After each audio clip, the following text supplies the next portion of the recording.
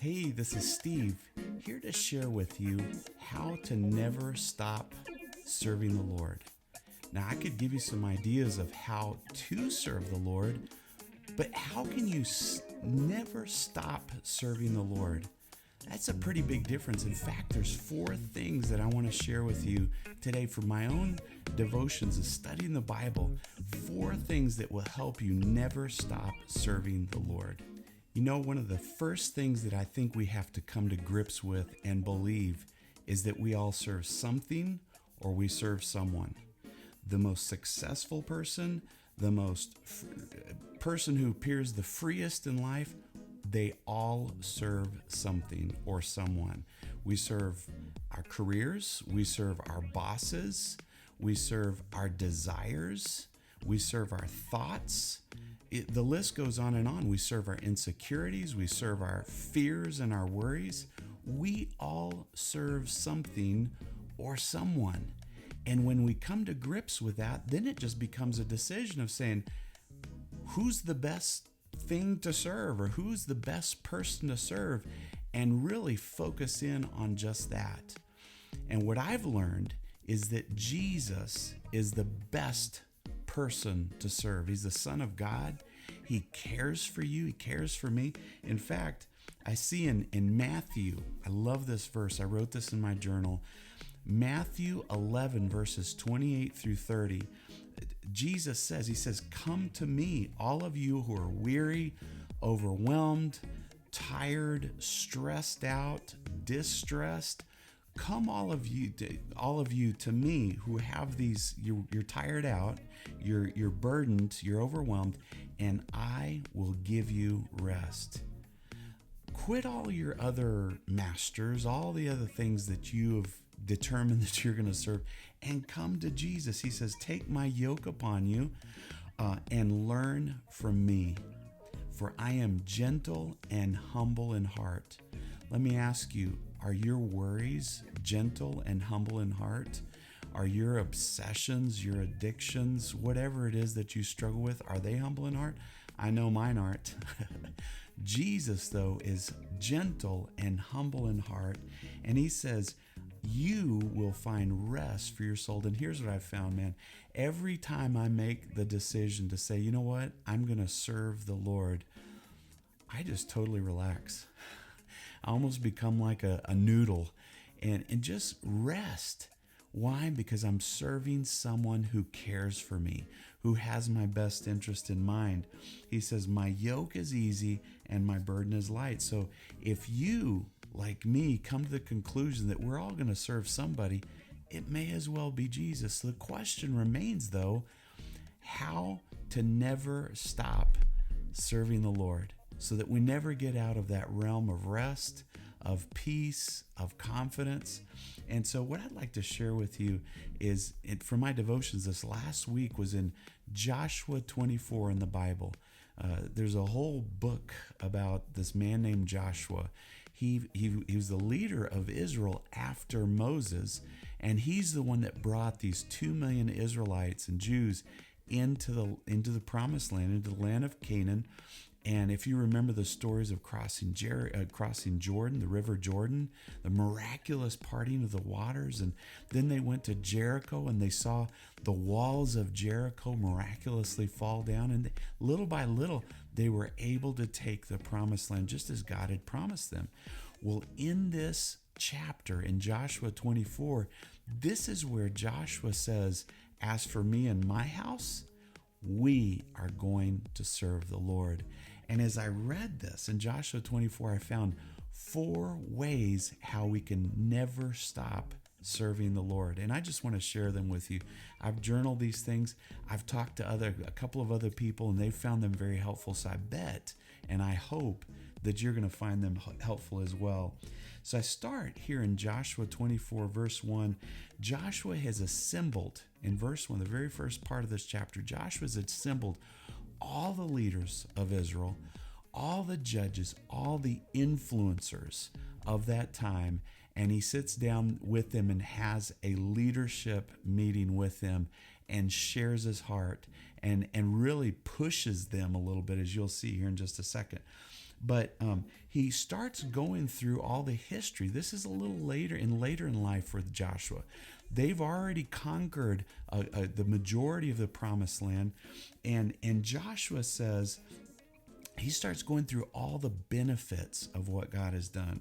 He says that he reminds them how they miraculously crossed the Jordan, how they miraculously took Jericho, how God had sent a hornet ahead of them and drove out all of their enemies ahead of them, so they didn't have to fight as hard, or at least not fight on their own. He said, I have given you a land which you did not toil for. I gave you cities that you didn't build. I gave you houses that you didn't build. You ate from vineyards and fields that you didn't plant for, that you didn't have to toil for. And the first lesson that I learn here of how to never stop serving the Lord is this: it's desirable. Joshua tells these guys, he says, look, all of these things wouldn't have happened if you hadn't been serving the Lord. Your marriage wouldn't have been as good if you hadn't been serving the Lord. Your kids wouldn't have turned out the way they did if you hadn't been serving the Lord. Your career wouldn't have gone the way that it did, in the good direction that it did, if you hadn't been serving the Lord. I tell you what, it's desirable to serve the Lord. And that's when you get that mentality, you start thinking that way, you don't want to stop serving the Lord. That's how you never stop serving the Lord. That's number one. Number two and number three are awesome, but wait until you get to number four. It's the best one. So I skip down into verse 14 of chapter 24 of Joshua. And Joshua keeps talking to his leadership team, and he says, now fear the Lord and serve him with all faithfulness. Serve him with all faithfulness. In other words, never stop serving the Lord. He says, throw away your gods. Throw away all of those other things that you've been serving. Get rid of them. Throw them out and only serve God. Throw away the gods of your ancestors that you worshiped either across the Euphrates River in Egypt. And here's the second lesson, the next thing that helps you never stop serving the Lord. And it's this: before you can start serving God, you have to stop serving other things. Let that sink in just for a second. You can't turn your car around until you stop going the direction you've been going. Stop and then turn around. If your time is limited and you only have time for one hobby, you can't start another hobby until you've stopped the other hobby. Here's another thought. You can't get up in the morning to seek God and to exercise and work out and get ready for the day until you stop staying up so late at night. You see, you've got to stop doing the things, stop serving the other things you've been serving before you can really, truly start serving the Lord. Really cool thought about how you can never stop serving the Lord. Love it. Let's read on. In verse 15 of Joshua 24, it reads, and if serving the Lord seems undesirable to you, then choose for yourselves this day who you will serve. If it's not God, if it's not Jesus, then pick who you're going to serve. If it's the gods that you served beyond the river of Euphrates, or the gods that you served in Egypt, pick which one you're going to serve.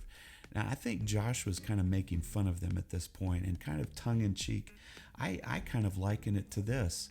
You know, if you're not going to serve God, pick pornography, or go ahead and have multiple affairs on your wife, but pick which one you're going to do.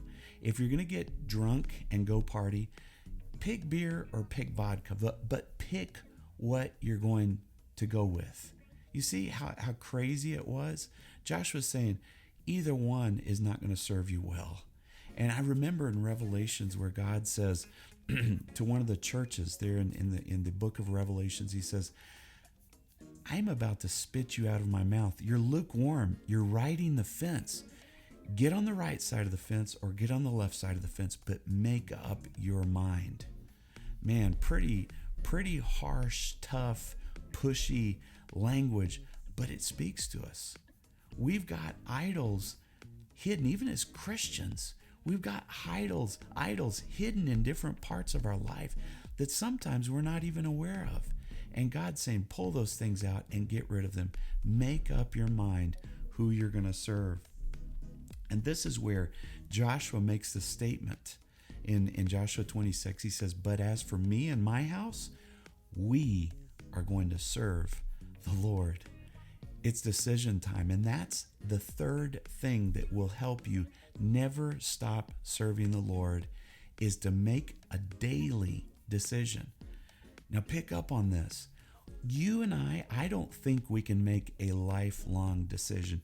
We have to make a daily decision, a day at a time. I can't make a decision for tomorrow or for next year, but I can make a decision for today. Now, my decisions aren't the only thing that's going to make me committed and faithful to serving the Lord. My reliance is on God's commitment to me. He has made a commitment to me, and that's what I rely on. But I do have to make a decision. I do have to make up my mind, and that's the third way, or the third secret of saying, I am going to serve the Lord and I'm never going to stop. Let's read on. The people, so Joshua's challenging them, and the people all say, hey, far be it from us to forsake the Lord. I'm in verse 16 now. The Lord himself, he's going to be our God. He's the one that took us out of the land of slavery. He's the one that drove out all these nations in front of us. We too will serve the Lord. Now look at this in verse 19, though. Joshua says, he says this amazing. It's not an encouraging word. He says, you are not able to serve the Lord. And he goes on and says, you know what? You can't do it. And you might stop and think, well, what was Joshua doing? He should have been encouraging them, not discouraging them, telling them they could do it, not telling them that they couldn't do it. But you know what I learned from this? Is that we can't do it on our own. We need God's help for us to stay committed to God. I'm learning this. Every morning I wake up and I say, God, help me. I can't do it on my own. And then the verse comes to me that says, you can do all things through Christ who gives you strength. And so what Joshua was saying is, you can't serve God. You can't get to the place where you're continually serving God unless you have his help and support in doing so. Well, the leaders in Joshua go back and forth, arguing and debating this. And finally, Joshua says, look, let's make a covenant. And furthermore, let's get this big old rock. And he pulls a rock over, sets it in a certain place and says, let this be a reminder. Let this be a witness that you have made this decision today. And, years later, I'm sure people walked by that rock, by that place, and didn't even remember what it was about. It didn't even come to mind. And it's the same thing as wearing a trinket or a t-shirt that states your belief system, maybe a necklace with a cross, or you're rubbing your rosary beads. Let me tell you what, that stuff is not going to keep you serving the Lord. It's these three things that I mentioned and a fourth one that I'm about to mention. All right? So look at this. They make all these commitments and promises, but in verse 19, it really shows us, verse 29, not 19, in verse 29, it shows us how we can truly never stop serving the Lord outside of the first three things. Listen to this. This is so good. It hit me like a ton of bricks when I read it and understood it. It says, after all of these things, the son of Nun, Joshua, the son of Nun, the servant of the Lord, died at an age of 110. How can you never stop serving the Lord? You have to make it your your identity, not your activity. You've got to become a servant of the Lord in order to serve the Lord.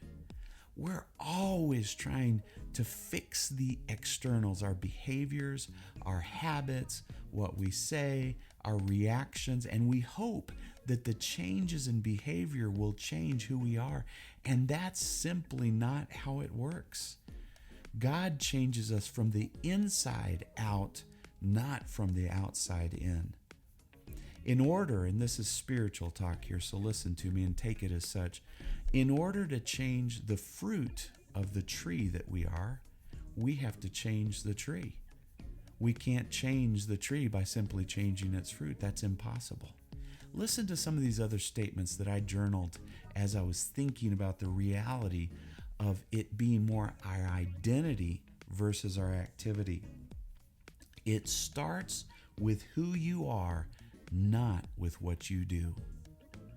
Serving the Lord is more of an identity than it is an activity. Your actions and your behaviors flow from who you are. So stop trying to change your fruit and change the tree that you are. And that's spiritually speaking, obviously. You know, if you're a servant of your career, that's your identity. Change your identity and become a servant of God. I'm not telling you to quit your job. I'm not telling you to not try to earn an income. I'm just saying, don't be a servant of your career. Be a servant of God. If you're a servant, if your identity is a servant of worry and fear, stop and become a servant of the Lord. If you're a servant of your obsessions, become a servant of God. If you're a servant of your approval addiction, you're always trying to get you want to be approved by everybody and loved by everybody and liked by everybody. Stop doing that. Stop being that and be a servant of the Lord. And your actions and your behaviors are going to follow. Two more scriptures that really help me before I end this video. In Romans 4 verses 17 and 18, awesome scriptures that speak to your identity versus your activity.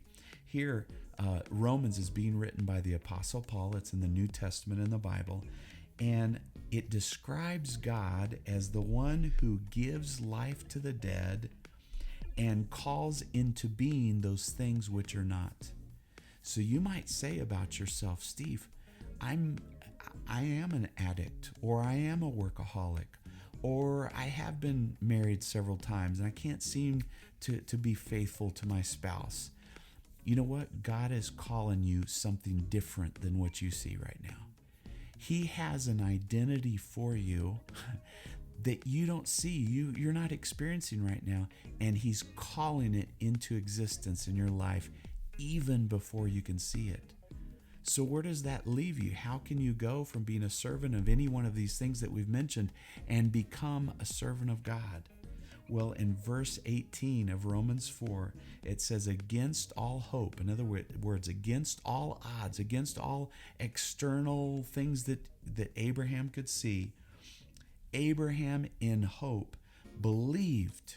He believed that God had an identity for him, the father of many nations. If you read in previous verses, he says, in hope he believed, and so he became the father of many nations. He became who he wanted to be before he actually started behaving that way. He allowed God's new identity to become him. He believed God, and then he started acting it out. And finally, God gave him a son, and the rest is history. And so we need to stop doing so much and just start being. Become the person of your dreams. Don't look to heroes and other people and wish you were like them. Start being who you want to be. You can do it with God's help. You can do it. So God changes us from the inside out, and that's so encouraging. It's a daily process. It doesn't happen overnight. So be patient with yourself. I've been patient with myself, and I still have a long ways to go. But this is very encouraging to me. This is how we can never stop serving the Lord, is to be a servant of the Lord and as a result, we will serve God. Here's the last cool scripture that I'll give you. It's in Luke 1:38. It's about the Virgin Mary. She's talking to the angel who's promising the birth of Jesus to her. And here's Mary's reaction. She says, "I am the Lord's servant." Mary answers and she says, "May your word to me be fulfilled." And what I get from this is if you take on the identity of God's servant, it'll be way easier for you to believe God when he gives you a promise, when he tells you something good is about to happen in your life, when he tells you that he has plans for you, a future for you, a hope for you. You can believe him because you've taken on the identity of a servant of God. Here's the four things, the four secrets to help you never stop serving the Lord. Here they are. Remember, it's desirable to serve God. It's good. What's in it for you? All kinds of good things. Number 2, stop serving other things and you will be able to serve God. Number 3, make a decision. Make a decision. You are going to be a servant of the Lord. And number 4, it's not about the activity, it's about the identity. Stop trying to serve God and start being a servant of God. I hope this has helped you. It has been helping me enormously. And if this video has helped you, give it a thumbs up, subscribe, make sure you hit the little bell so that you can be reminded of other content that I'm going to be putting out there. I'm going to be putting out a lot of stuff that I think will be helpful simply because it's been helping me. Look forward to talking to you next time, and God bless you.